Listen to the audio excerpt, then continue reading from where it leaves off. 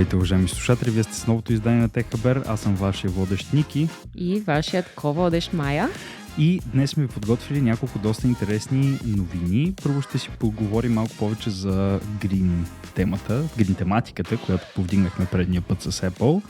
Също така ще споменем няколко неща за новият процесор на Qualcomm, който би трябвало да обявят днес. По днес визирам 24 октомври, в момента на записа. Също така имаме някои други интересни нови неща. Майя, за тях? Ами ще поговорим малко за Pixel 8 Pro, като аз вече съм и горд собственик, така че мога да издам малко горещи новини от фурната. Така че да видим какви са първите впечатления на майчето и така за капак ще си поговорим малко и за няколко новости покрай YouTube. Та, майче, освен да започваме, значи ние коментирахме предния път на Apple, как да кажа? Green идеята за света. Напаните, да. които им се получават до някъде. Казахме, имат още Боб и Бой да ядат, но им се получават. Amazon по тази тема са направили нещо много интересно в един техен склад в Охайо. Всъщност там на практика са успели да премахнат абсолютно всичката пластмаса от опаковките си. Което е нещо много, много впечатляващо. Аз напоследък все повече и повече имам наблюдения, че получавам пратки, които се опитват по всякакъв начин да лимитират употребата на пластмасата. Тук ми беше много интересно какво ми сподели ти. Интересното тук е, че те казват, ето ние вече в Охайо на тази поточна линия не използваме никаква пластмаса в опаковките, всичко слагаме хартия вътре, както си трябва и казват, ние искаме това нещо да го имплементираме и из целите щати, в цяла Америка. И при въпроса кога ще го имплементирате това нещо, във всичките щати те казват, ще видим. Предстои. Тук е много интересно. Аз доста пъти съм се чудила, все пак това е някакъв ресурс, който идва от природата, нали така? Което значи доста изсичане на дървчета. Може би трябва много хубаво да се премисли и как ще се обработва, как ще се рециклира всичкото това нещо, тези опаковки, дали по някакъв начин биха могли да се събират от потребителите. Не знам, много, много интересна тема и с много въпросителни. Има много аспекти. Моя апел тук към нашите слушатели, ако не сте запознайте се какво може и не може да се рециклира, ще се изненадате. Има много неща, които си мислите, че са пластмаса и може да ги хвалите в пластмасовия контейнер, обаче ще се изненадате колко неща всъщност биха могли не могат да се прецакат целият процес по сортиране и въобще да затруднят цялата работа. Един такъв пример са чашките за кафе за еднократна употреба. Много спорен е въпроса. Има някои чаши, на които вече има етикет, съдържат пластмаса, не изхвърлите в контейнера за хартия. Но все пак обръщайте внимание, наистина. Да, имайте предвид, че ако случайно изхвърлите нещо, където не трябва да е, реално вие така компрометирате цялата купчина с събран материал и би могло да бъде много по-страшно, отколкото ако просто не сте сигурни и го изхвърлите в обикновения контейнер. Така че, ако не сте сигурни, проверете. Ако няма как да разберете, по-добре го изхвърляте в обикновения контейнер. Така, след този green апел, викам да продължим натам с нещо много интересно и малко далеч от green темата, но все пак доста up to date. Имаме лик на новия процесор на Qualcomm, новият Snapdragon 8, трета генерация, който най-вероятно ще бъде обявен днес по време на записа. Днес означава 24 октомври след обед, ако ни слушате в последствие. Съответно, там има нещо много интересно по него. Обявиха миналата година втората генерация, имаше много подобрения, но третата генерация, според този лик и според документите, които са изтекли, ще има много AI функционалности и ще може да се види най-вероятно в новият, потенциално, който ще излезе следващата година, Galaxy S24. Тук има интересни неща, които варират през нови тулове за камерата, AI тулове, които могат да махат вече обекти и от видео. Много впечатляващо, да. Те вече го правят, Samsung мисля, че го правят, че това са снимки, само че... С снимки да, но за видео аз до момента не съм чувала, честно казано, дали някъде е интегрирано такова нещо. Съм доста впечатлена и бих искала да го видя как би работил и дали качеството на видеото по някакъв начин ще бъде засегнато. Именно, може да се компрометира самото качество. Тук интересното е, че освен за видео, ще може, разбира се, това нещо да се ползва и за снимки. Друго нещо, което ще може да се направи за снимки е да се догенерира по-голяма снимка, по-голямо пространство около снимката. Ако ти трябва по-голяма снимка, AI ще измисли допълнително отстрани още пространство и разбира се, ще може да се генерират изцяло фалшиви фонове. Ако ти се снимаш на една празна стена, например, може да отидеш в Дубай. В Дубай. Класика. Интересното тук е, че ще може да използва най-различни AI модели, този нов процесор, според тези документи, които включват Stable Diffusion, който го има и в предишната генерация, както и Llama 2 на Meta, който става все по-популярен и популярен модел в последно време. Ти доста ме впечатли с бързината, която се очаква да има този процесор. Може би е хубаво да споменем тези предполагаеми 90 и колко? И 8%? Значи сега това казват, но ще разберем в последствие, казват, че новата генерация 3 ще бъде 98% по-бърза от старата генерация, което си на практика 2 пъти по-бърза, както и да го погледнем. И това е доста впечатляващо. Просто за един апдейт нагоре, 2 пъти по-бързо е много. Тук има две неща. Те обещават като цяло самият процесор, самото CPU да е 30% по-бързо, 25% по-бързо да е GPU-то на графичния аспект и обещават съпорт за 240 FPS гейминг, което е наистина впечатляващо. Разбира се, смартфонът потенциално ще трябва да може да го поддържа. Това нещо, да. Да видим. Също така, друго нещо, което може би ще има, е заснемане на видео в нощен режим, Night Mode, който да вижда на практика в тъмното. Също така ще поддържа Dolby HDR за снимане на снимки и допълнителен по-добър съпорт за 5G. Та звучи много интересно и честно да ти кажа, това, което най-ме впечатлява към момента е, че всичко това е за телефон. Замисли се. Просто... Този телефон трябва да е една страхотна машина и да видим дали Galaxy сериите ще изпреварят някои от нашите любими телефони. Това е... Спорен въпрос. Това е тема, която няма да засягаме сега, защото тук вече имаме един Apple фенбой и една Google Pixel фенгърл, вече нова прясна. Нека да не вкарваме и Samsung в микса, но ще е много интересно. Наистина ще е много интересно. Всички тези нови функционалности наистина ще принесат мобилния експириенс, така да кажем, на ново ниво. Абсолютно. Бъдещето изглежда светло, колкото изтъркано да звучи, наистина. И AI все повече и повече влиза в технологиите. И в живота ни. Абсолютно. Говорейки за светло бъдеще, преход. Светлото бъдеще на YouTube обещава много нови функционалности. Както знаеш, предполагам май, че през юни месец YouTube казаха край с платените адблокери и безплатните адблокери и всичките адблокери общо взето. Ако засечем адблокер, няма да гледаш YouTube. Има, разбира се, условия за това нещо. Доскоро това нещо не се случваше по нашите черни. Не беше регулирано по някакъв начин. Точно така, беше на избирателен принцип. На мен ми се случи това нещо. Аз, само да кажа, адблокер не ползвам, но използвах компютър, който имаше адблокер. Трябваше да пусна едно YouTube видео на него и 3 секунди по-късно ми излезе един голям поп-ъп, който каза: не може. Сори, брат, изключи тия 3 адблокера, които са пуснати на този компютър. Даже ги изброи, така ли? Даже каза точно кои адблокери са пуснати и казва: може да си ги ползваш, няма проблем, ползвай си ги. Не е в нашия сайт. Натисни, даже ти казва, влез в настройките, натисни, разреши този уебсайт, нали, и тогава ще можеш да гледаш видео. Много интересно, наистина, случва се, с все по-голяма сила се случва това нещо, инфорсват си го здраво и съвсем скоро, уважаеми слушатели, няма да може да ползвате адблокер, докато гледате YouTube. Това е със сигурност, като към момента малко варират правилата, или може да гледаш 3 видеа, на четвърто вече те скастрят, или директно те скастрят, малко още не е ясно.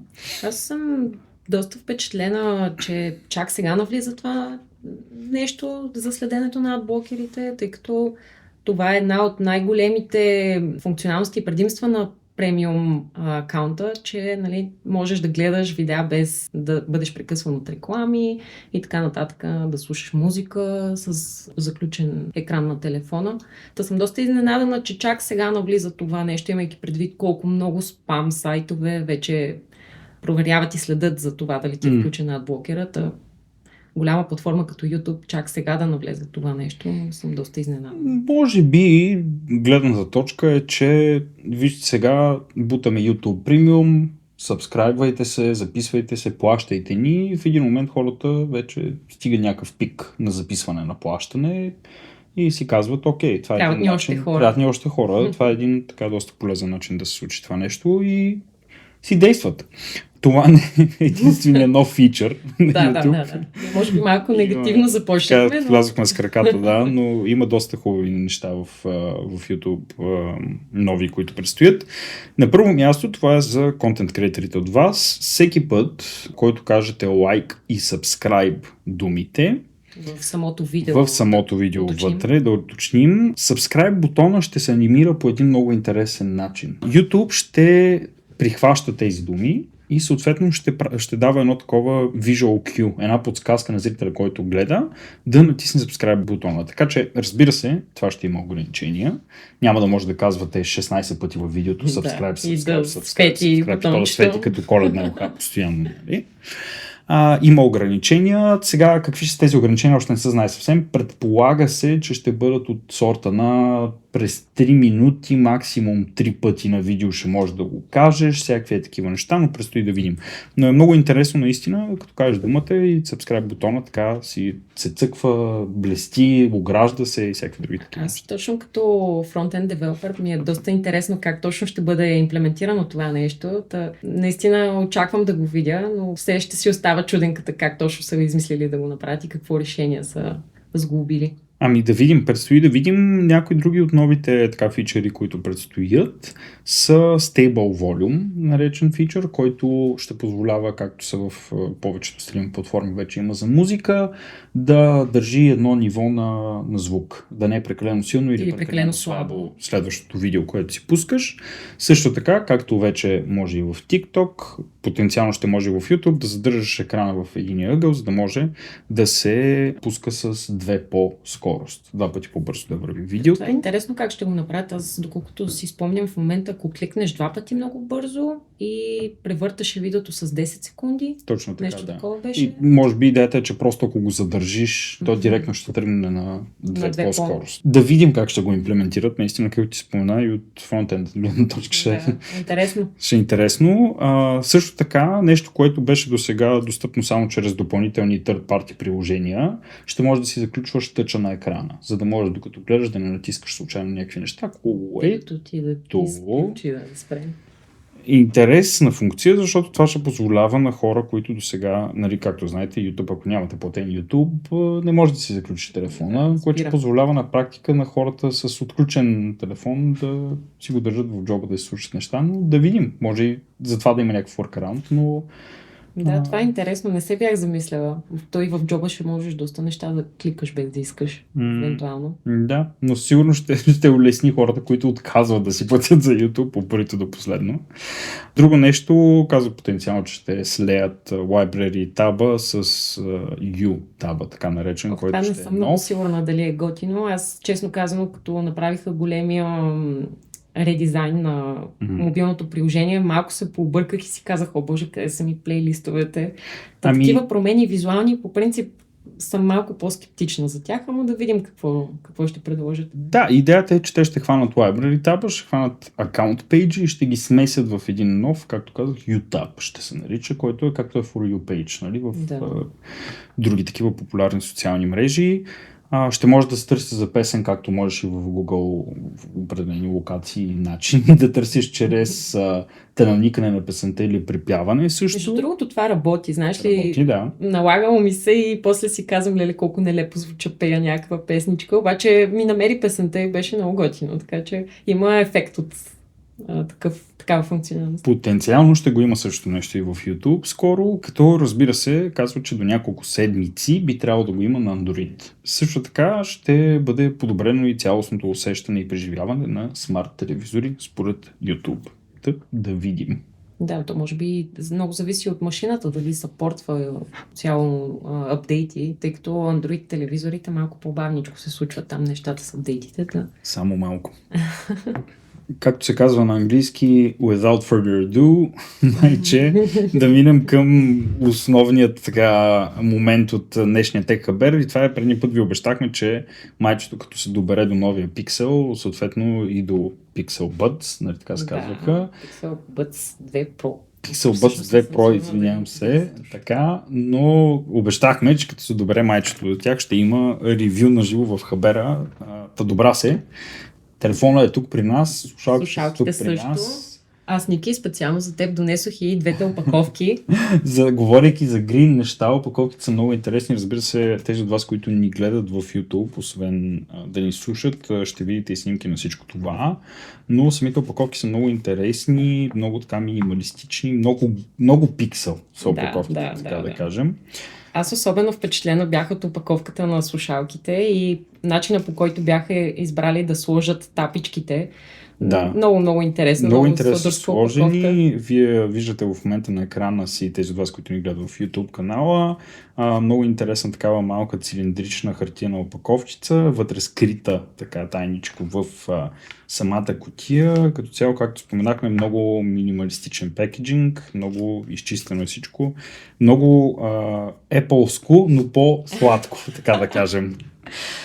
Не толкова стерилно. Относно самите слушалки, дизайна им е наистина доста впечатляващ. Самото кейсче е доста малко, практично, удобно, влиза в джоба. Слушалките различни цветове има, но като цяло noise cancelling много високо ниво. Аз съм доста впечатлена.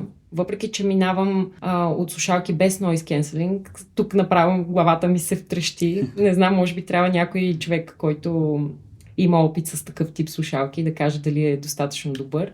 Това, което е интересно обаче, е, че микрофона подлежи на подобрения. Да. Ще видим, може би следващите модели ще се концентрират повече върху това. Интересното тук е, че те по принцип малко слушалки, няма да казвам освен кои, но малко безжични слушалки имат перфектен така микрофон, който е достатъчно добър за обаждания. Да. Това си е проблем при тях. Нещо друго, което ми прави впечатление сега, гледайки кейсчето, от колко време го имаш? Кейсчето, сега ще кажа една седмица, даже по-малко от седмица имам телефона. Мисля, че в четвъртък го взех. Да. По-малко от седмица и вече виждам дръскотини по него. И това съм сигурен, че не е заради теб. Просто си е... Чакам кейс за кейса. Предразположено е към такива разни остатъци и петънца, защото е беличко. И беличък е. Между другото, всички кейсове, вътре слушалките може да са различен цвят, но всички кейсове са бели. Да. И повърхността е матирана. Което... Такава леко гумирано, съвсем леко, но не е тая гума, която до 5 години ще се разгради, нали? Малко по... Да, със сигурност ще има щети, докато ми дойде кейса, но да. Интересното тук е слушалките. Формата. Вадейки ги от кейса с много интересна форма, аз като човек, който никой не е ползвал и не се е докосвал до Pixel Buds като цяло и на Google слушалки, са ми много интересни като форма. На пръв поглед напомнят Buds слушалките на Samsung с техният така бобовиден формат, да го наречем. Sony имат подобни слушалки също, обаче много интересно разположено самото каналче, от което излиза звука. Честно казано, аз съм човек с сравнително доста малки уши, но са доста удобни. Освен формата, доста съм впечатлена и от функционалностите, които се предлагат. Нали? Оставяме това, че можеш да смениш песента, да се върнеш на старата, но можеш да си променяш и силата на звука, както и можеш да променяш мода, в който си. Дали да имаш noise cancelling, дали да нямаш, дали да е намален.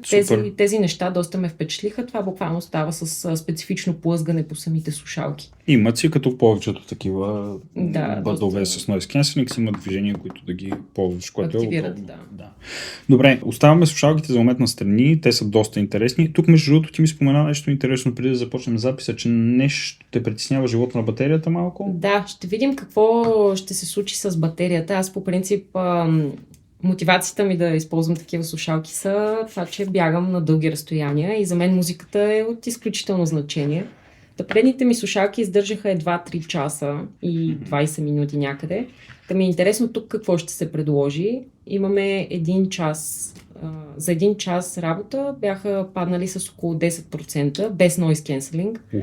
Та ще видим Не съм имал възможност все още да изтествам напълно батерията, но... По принцип, производителите пишат на бежичните слушалки определен живот на батерията, но той е в перфектни условия, нали, с без noise cancelling и така нататък. Ще видим дали ще оправдае моя скептизъм, но... Това е на една седмица ревюто. Може би след няколко месеца живот и здраве ще направим последващо ревю, нали, как го усещаме.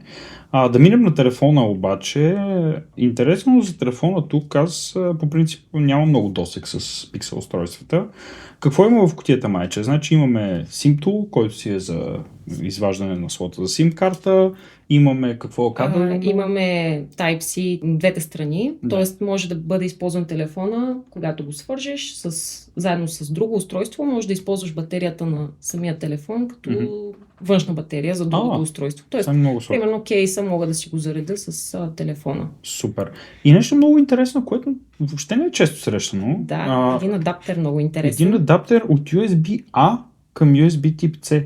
Да, много интересно. Не ми се е налагало някога да ми трябва такова нещо, но кой знае, доста интересно. И аз бях впечатлена и бях в първи момент, боже, какво е това? Да ти кажа, вече виждам приложение като фотограф, че това нещо спокойно може да си ръчнеш един четеж за SD карта тук и да си действаш. Или пък една флашка спокойно може да си вкарваш, да си качваш неща на нея. Да, това с флашката не се бях сетила. Много интересен адаптер. Аз за първ път виждам такъв да идва в телефон. Кажете и вие, уважаеми слушатели, ако сте срещали такова нещо, разбира се, тези от вас, които ни гледат в YouTube, може да го видите в момента на екрана си. Често казано, при ревютата и при самото закупуване на телефона изобщо не беше споменато никъде за този адаптер. Това беше като малък подарък. Съвсем възможно и да е нещо регионално, между другото. Понякога така компаниите правят в определените региони, слагат различни неща в кутиите, но да видим. Без да протакваме повече, телефона. Аз първоначално, когато го извадих, ми се стори доста голям. В смисъл, аз до момента съм била с по-малък телефон, знам, Ники не се смее, твоя е по-голям дори от пиксела. Но да, беше доста така голям в ръката ми, но сравнително доста удобен за облените краища, го правят доста удобен в ръката. И интересното тук веднага ми направи впечатление, че Power бутона е разменен с бутона за звука. Да. За усилване и намаляне на звука. Това веднага го забелязах. Беше ми малко странно. Има и доста така, освен визуални промени, и доста промени по самия телефон и начина по който работи. Например, начина по който да прегледаш последно използваните приложения беше малко особен. Ето, Ники се опита да ми вземе телефона, но няма как. Телефона не става, да. Интересното тук е, че всъщност и Power бутона и бутона за звук, засилване на звука са от една страна. От една и съща страна. Така гледам го в момента, много интересен дизайн. Отзад островчето, в които са всичките сензори и камерите, е огромно. Да, доста. И ако нямаш предпазен кейс, е малко страшничко какво може да се случи с камерите. Аз не бих го носил без предпазен кейс, защото дори на моят 12 Pro Max, който всички ревяха, разбира се, сега на новите на 15 и на 14 са още по-големи, но Господи, дори сравнение с него е доста издаден. Интересно, като го оставиш на масата си, има малко по диагонално. Доста диагонално застава, но е интересен дизайн. Не мога да отрека, наистина е интересен дизайн. Сега, на пръв поглед, като го гледаме, лъскавичък, готин, приятен дизайн. Отзад имаме трите камери, една 52 по 48, ако не се лъжа. Да. Но за тях може да не говорим толкова, защото... Да, аз бих предпочела да поговорим за странностите и нещата, за които не се говори чак толкова много. Едната странност е точно отстрани до тия три камери. И това е вграденият термометър. За Бога, кому е нужно? Но има вграден термометър, видите ли. Ще го покажем също на екрана, за тези от вас, които ни гледат в YouTube. Този термометър може да измерва температурата на повърхности, потенциално вода. Какво още друго може да мери, майче? Храна, метални повърхности. Много важно е, че още в самото представяне на този термосензор е, че не се препоръчва меренето на човешко тяло и вероятно температурните измервания няма да бъдат точни. Със сигурност, да. Сега го отварям тук и всъщност виждаме, че може да измерим храна и органични материи, напитки и вода. Можеш интересно тигана да си измериш. на каква температура е, което е доста готино.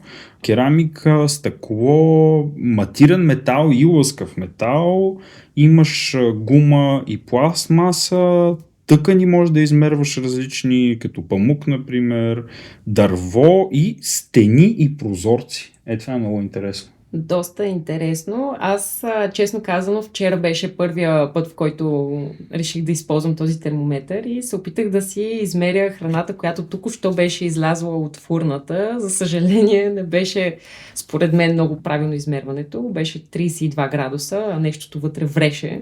Да. Та, може би, по принцип има и специфичен ъгъл, под който трябва да се сложи телефона. 5 см от повърхността, която измерваш, и трябва задължително да е в хоризонтално положение телефона. Това, което е интересно, бях прочел за него, че в Щатите все още се очаква заветният FDA approval, за да може да измерваш температурата на хора, храна и така нататък. Така че още, нали, както и ти каза, те си връзват малко гащите и си казват, не мерете температурата на хора. Все още не е толкова конкретен и точен термометър. Android 14. Точно така. Да, доста изчистен Android, бих казал. Няма някакъв блотър, който е стандартен за пикселите. Те са възможно най-изчистения Android. Много плавен екран, приятен за гледане наистина. Резолюцията е доста добра. Сега, ако ми простиш, тук успях да намеря едно сравнение спрямо iPhone 15 Pro. И там се оказа, че резолюцията на пиксела е малко по-добра. И по принцип наистина доста добре се виждат и снимки, и каквото и да е съдържание, наистина е доста добро. Ами да, сега докато си говорим с майчето, разглеждам и опциите на камерата. Нали, ние няма да влизаме там в детайли, защото, както казахме, до болка се говори за тях в различните ревюта, но просто гледам опциите на камерата и наистина интерфейсът е доста плавен и доста приятен. Качеството въобще на снимката изглежда доста добре, така че много, как да кажа, приятно телефонче. Да, относно и самата редакция на снимките също има интересни неща. От сорта на точно това, което споменахме и по-рано за премахване на нежелани обекти. Наложи ми се да го използвам наскоро. Исках да махна една сянка от снимка. И честно казано, премахнах сянката и наистина не се разбираше, че я е имало преди това. Ами да, интересно е, всъщност телефоните, както сме го казвали друг път в Хабер, стават все по-напреднали и все по-напреднали. Пак казвам, дизайнът е много интересен. Според мен дизайнът е точно такъв типа, или много ти харесва, или си малко по-скептичен към него. На мен ми допада, наистина, усеща се много стабилно в ръката телефона, няма някакви поддавания на огъване или нещо такова, под каквато и да е форма, наистина е доста... Изглежда здрав, но имайки предвид, че все пак гръбчето е пластмаса, да. Ами, между другото, хубавото е, че от тази хубавата матирана пластмаса, която истината е, че оставят леки отпечатъци по нея, но не е нещо фрапиращо, така че е доста приятна на допир. Разбира се, стъклото винаги изглежда малко по-премиум, обаче това според мен се балансира с метала, който продължава отстрани от рамката по самото островче с камерите, така че наистина е доста приятно съдържание. Ти, Ники, сега държиш телефона така в ръка и има една изненада с гръбчето на телефона, че ако го кликнеш 2 пъти на мястото малко над логото на Google, е, че можеш да си избереш каква функционалност да сложиш при точно това двойно кликване. Те го наричат Control-Tab, мисля, че. Скрит Action бутон, искаш да кажеш. Да, нещо като Quick Tap се казва, извинявам се. И можеш да избереш каква функционалност да си сложиш, като аз лично съм избрала в момента да правя скриншоти, но можеш да си отвориш, например, последно вижданите приложения или нещо друго. Можеш да отвориш екрана за набирания на номера и така нататък. Доста удобно ми се стори на мен. Основно са неща, които са направени с AI, имат доста подобрения в това отношение. Последното нещо, което видях реално е, че можеш да си избереш wallpaper, който да ти бъде генериран чрез AI.